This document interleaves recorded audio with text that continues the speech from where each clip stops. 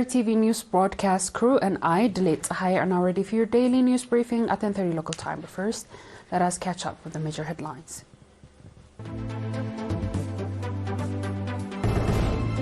Efforts to develop domestic tourism organized in Bantu subzone. Workshop on strengthening institutions and institutional performance in Central Asia.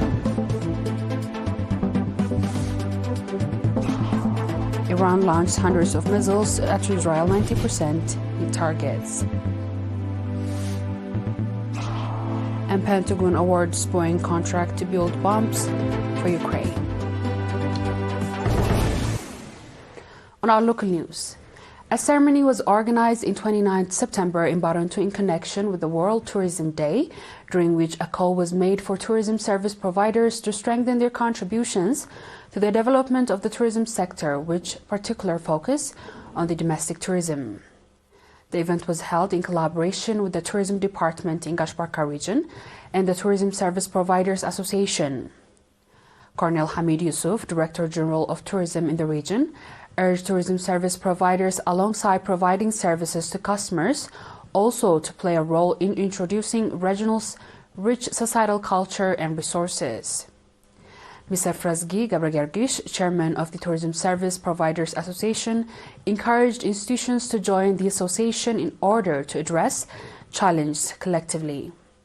He also highlighted plans for training programs and promotional activities aimed at fostering a conducive environment for the growth of domestic tourism. Ambassador Mohammed Ali Houri, Governor of the region, called on tourism service providers to contribute the effort ensuring security and stability in their areas while delivering high-quality service in support of the development of the domestic tourism. A workshop on strengthening institutions and improving institutional performance was conducted in the Central Region on 1st October. Mr. Zarit Tol Debrahan, Managing Director of the region, stated that the workshop was part of the effort to provide timely and efficient service to the public. He added that the ideas and suggestions presented during the workshop would make a significant contribution in achieving this goal. Highlighting that various programs have been implemented to enhance institutional performance and human resources, Mr. Takiek Alata, Director General of Administration and Finance in the region, mentioned that the regional administration has been working with the Center of Institutional Excellence of Eritrea. Mr. Jonas Gabrihuet, a member of the Central and Institutional Excellence for Eritrea, provided a briefing focused on ethics and discipline guidelines, followed by the extensive discussion among the participants. Mr. Fasaya Haile, Governor of the region, called on the documentation of the workshop's recommendations and resolutions to share with the workers for further discussion. Residents and government employees in Golij subzone are conducting an extensive popular campaign to control and spread of malaria and waterborne diseases that may arise during the rainy season. Mr. Mikhail Gabrihuet, head of the Environmental Health, reported that significant efforts are underway to clear mosquito breeding areas, supported by the use of machinery.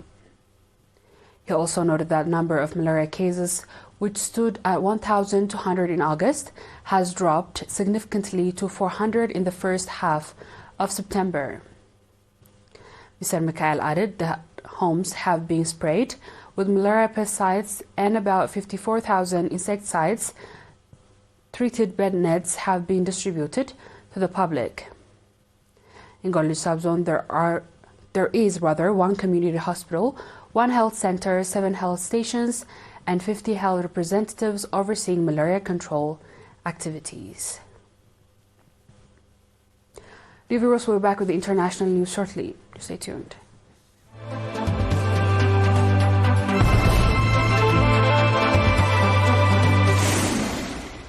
Welcome back.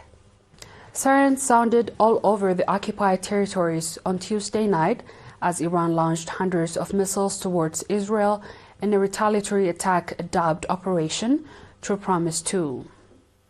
Flares and missiles were seen in the Tel Aviv sky and explosions could be heard in the occupied Al-Quds, sending Israeli settlers fleeing to shelters. The Israel Airports Authority said no aircraft will be allowed to take off or arrive at the Israeli airports. Israeli newspaper Haaretz reported direct hits in Negev, Sharon, and other locations from the Iran's attack. The Islamic Resolution Guards Corps issued a statement shortly after the missiles attack began.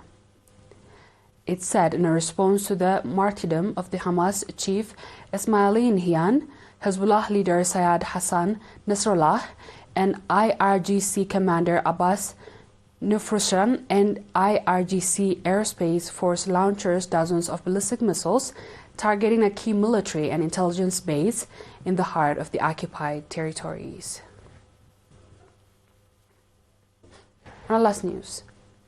The U.S. Department of Defense has signed a major deal with Boeing for the supply of the small diameter bombs. The $6.9 billion contract will include deliveries for foreign military sales to Ukraine, Japan, and Bulgaria, it said in a statement. The small diameter increment 1 bombs, also known as GBU-39B, will be manufactured at Boeing's plant at St. Louis, Missouri, with contract due to be completed by December 2035.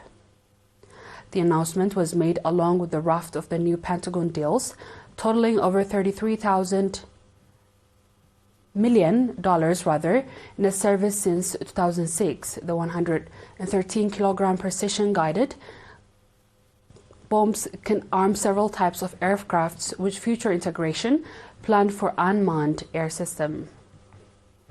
The munitions are designed to attack fixed and stationary targets such as fuel depots and bunkers. Ukraine has received GBU-39B small diameter bombs from Washington in the past. According to various reports, Kiev has modified MiG-29 fighters to be able to carry 8 of the weapons. Dear viewers, we have come to the end of tonight's news. Let's have a quick recap of the headlines. Efforts to develop domestic tourism organized in Barentu subzone. Workshop on strengthening institutions and institutional performance in Central Region. Iran launched hundreds of missiles at Israel, 90% its targets. And Pentagon awards Boeing contract to build bombs for Ukraine. That wraps up our stories for tonight. Thanks for watching and have a good night.